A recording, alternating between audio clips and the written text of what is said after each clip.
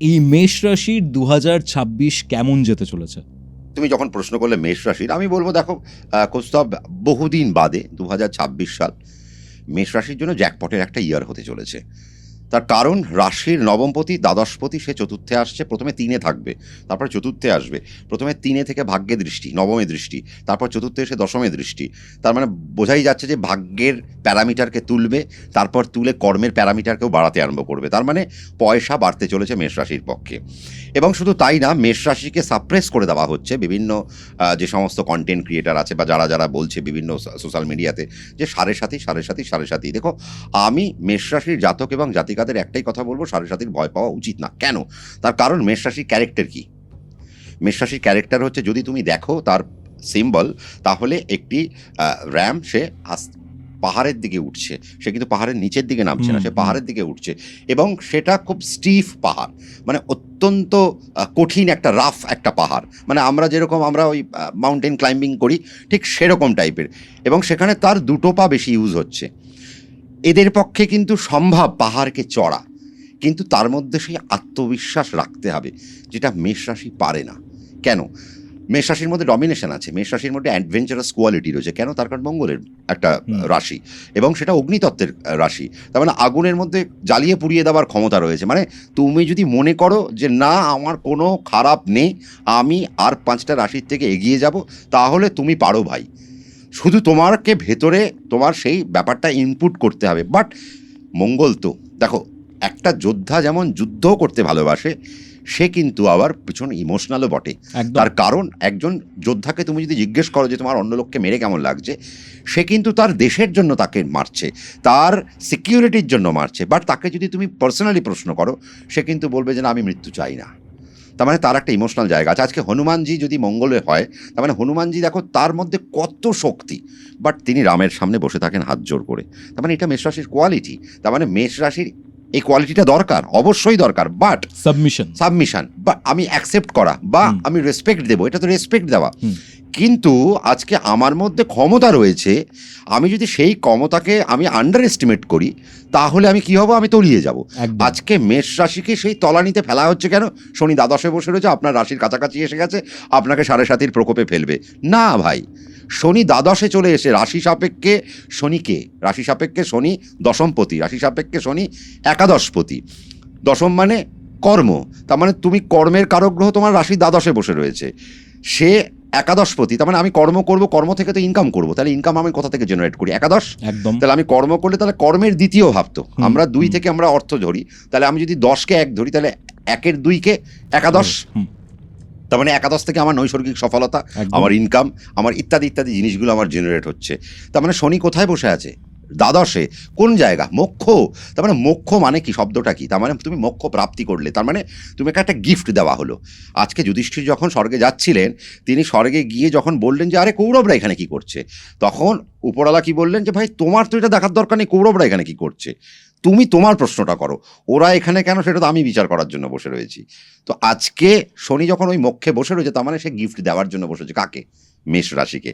তো কোথা থেকে দৃষ্টি? সেখান থেকে দ্বাদশ থেকে সে দৃষ্টি দিচ্ছে কোথায়? রাশির ষষ্ঠে। তার মানে মেষ রাশির ষষ্ঠে যদি দৃষ্টি দিয়ে থাকে, মেষ রাশি কী জেনারেট করবে 2026-এ? ষষ্ঠ থেকে আমরা কি দেখি? ষষ্ঠ থেকে আমরা সরকারি চাকরি, ষষ্ঠ থেকে আমরা বিদেশ যাত্রা, ষষ্ঠ থেকে আমরা প্রাইভেট সার্ভিস, ষষ্ঠ থেকে আমরা রোগ, ঋণ, রিপু, জ্বালা ইত্যাদি ইত্যাদি বিচার করে থাকি। তার মানে দশমপতি একাদশপতি দ্বাদশে বসে মোক্ষের জায়গায় বসে ষষ্ঠে দৃষ্টি দিয়ে রেখেছে। তার মানে তোমাকে তো সে তোমার পালস তো টিপে টিপে দেখবে ভাই। যদি তুমি বলো যে না আমি ডেডিকেটেডলি কাজ করবো, তাহলে শনি তোমাকে গভর্নমেন্ট সার্ভিস দেবে, কারণ সে কর্মপতি, গভর্নমেন্ট সার্ভিস দেবে তোমাকে। তুমি এতদিন মাল্টিন্যাশনাল কোম্পানিতে ছিলে, এবার তোমাকে বলে ভাই এবার তুমি কলকাতা ছাড়ো, এবার চলো আমার সাথে তুমি ইউরোপে, চলো আমার সাথে তুমি ইউএসএ, এবার তোমাকে ট্রাভেল করাই, এবার তোমাকে ওয়ার্ল্ড ট্যুর করাই। তাহলে তার অপরচুনিটিগুলো আসবে, প্রমোশন নেবে, প্রমোশন নিয়ে এসে চাকরি করতে বিদেশে যাবে। তার মানে বিদেশের যাত্রা আসছে। আর যদি তুমি সেখানে দেখো যে না আমার তো ভাই আমার বস পিছনে লেগেছে, আমার কলিগ পিছনে লেগেছে, তাহলে কোথায় দৃষ্টি দিয়ে রেখেছে? ষষ্ঠে। কি দেবে? রোগ, ঋণ, রিপু, জ্বালা। তার মানে তুমি কোনটা চাও? তার মানে আজকে মেষ রাশিকে এই টেম্পারামেন্টটা আজকে বুঝতে হবে। মেষ রাশির কাছে এমন একটা, এবার দেখো তুমি যদি মনে করো সেই দশমপতির উপর কার দৃষ্টি? নবমপতির দৃষ্টি থাকবে জুন মাস থেকে।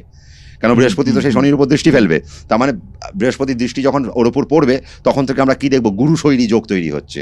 তার মানে একটা ব্যাপক একটা যোগ, তার মানে সেখানে গুরুও আছে শৈরীও আছে। তার মানে তুমি যদি গুরুত্বপূর্ণ দাও তাহলে গুরুত্বপূর্ণ জায়গা পাবে, নতুবা তুমি শত্রুতায় চলে আসবে। তার মানে এই প্যারামিটারটা আজকে মেষ রাশিকে বুঝতে হবে। যদি মেষ রাশি বোঝে, মেষ রাশির জন্য 2026 জ্যাকপট হতে চলেছে। শুধু তাই না, মেডিকেল যারা ছাত্রছাত্রী রয়েছে তারা নিট ক্র্যাক করবে, যারা আইআইটি ক্র্যাক করতে চাইছে তাদের জন্য বেটার টাইম, যারা সার্ভিসে রয়েছে তারা নিউ সার্ভিস পাবে, তারা প্রমোশন গেইন করবে, তারা নতুন চাকরি পাবে, সরকারি চাকরি এতদিন ধরে প্ল্যান করছিল, হচ্ছিল না, 1 বছর তুমি ডেডিকেটেডলি কাজ করছো, বৃহস্পতি কর্কট রাশিতে যেই আসবে আফটার জুন তোমার সরকারি চাকরির কিছু প্যারামিটার উঠবে। হ্যাঁ, যদিও সরকারি চাকরি কমে গেছে, সরকারি চাকরি নিয়ে অনেক সমস্যা, বাট তাও কি সরকারি চাকরি হচ্ছে না? হচ্ছে তো একদম। তার মধ্যেও তো। এবং দেখো, বৃহস্পতি চতুর্থে বসে দশমে দৃষ্টি, তার মানে শনি দ্বাদশে বসে ষষ্ঠে দৃষ্টি, তার মানে অ্যাডমিনিস্ট্রেটিভ কোয়ালিটি হাই করবে। যারা ইউপিএসসি, ডাব্লিউবিসিএস ইত্যাদি ইত্যাদি ক্র্যাক করতে চাইছে তাদের জন্য বেটার টাইম কিন্তু এসে গেছে। শুধু শেয়ার মার্কেটে যদি তুমি থাকো তাহলে তোমাকে একটু আস্তে ধীরে কাজ করতে হবে। তার কারণ রাহু কোথায় বসে রয়েছে? রাহু একাদশে বসে রয়েছে। আবার রাহু সেখান থেকে দ্বাদশেও দৃষ্টি ফেলছে, তার মানে সে বিদেশের পয়সাকেও আনতে চলেছে। ইম্পোর্ট এক্সপোর্টের ব্যবসায় মেষ রাশি জাতক জাতিকারা অভূতপূর্ব জায়গা কাজ করবে। শুধু মেষ রাশিকে আমি একটাই কথা বলবো, যদি লোন নিতে হয় বা লোন নিয়ে কোনো জায়গায় ইনভেস্ট করতে হয়, ব্যবসা বাড়ানো, বাড়ি কেনা, গাড়ি কেনা, তাহলে আফটার জুন যদি সেটা প্ল্যান করে তাহলে মেষ রাশির জন্য ব্যাপক একটা জায়গা আসতে চলেছে এবং সেখানে তার কোনো লস হবে না, লোন শোধ করতে তার কোনো অসুবিধা হবে না। বাট তার আগে প্ল্যান করলে একটু অসুবিধা হতে পারে। কিন্তু আমি বলবো মেষ রাশি জাতক এবং জাতিকাদের জন্য 2026 জাস্ট অপূর্ব।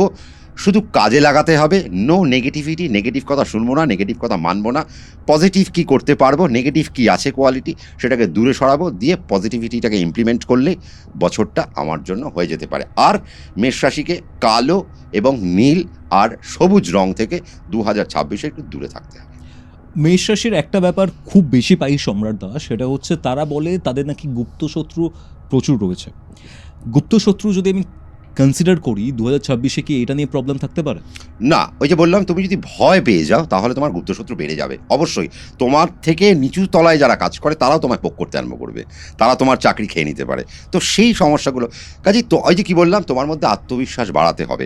শনি তোমার রাশির দ্বাদশে আছে, দশমপতি একাদশপতি, তার মানে সে কিছু অপরচুনিটি দেবে। তো সে তো বলছে কিছু ক্রিয়েট করো, আমি তো তোমার জন্য বসে রয়েছি ষষ্ঠভাবে দৃষ্টি দিয়ে। কেন রোগ ঋণ রিপু জ্বালা। এবার ষষ্ঠ থেকে আরেকটা ব্যাপার দেখো, শুধু ষষ্ঠে জায়গাটা কার? ষষ্ঠটা কন্যা রাশি, কন্যা রাশির মালিককে বুধ। শনি জায়গাটা কি? পৃথ্বীতত্ত্ব। তার মানে শনি যখন জল তত্ত্ব থেকে পৃথ্বীতত্ত্বের উপর দৃষ্টি দেবে, কিছু সমস্যা আসবে ছেলেদের মধ্যে।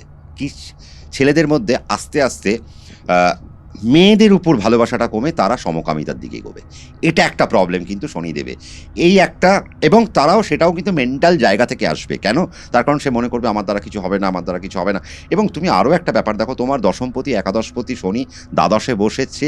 শনি কোথায় কোথায় দৃষ্টি দেয়? 3, 7, 10।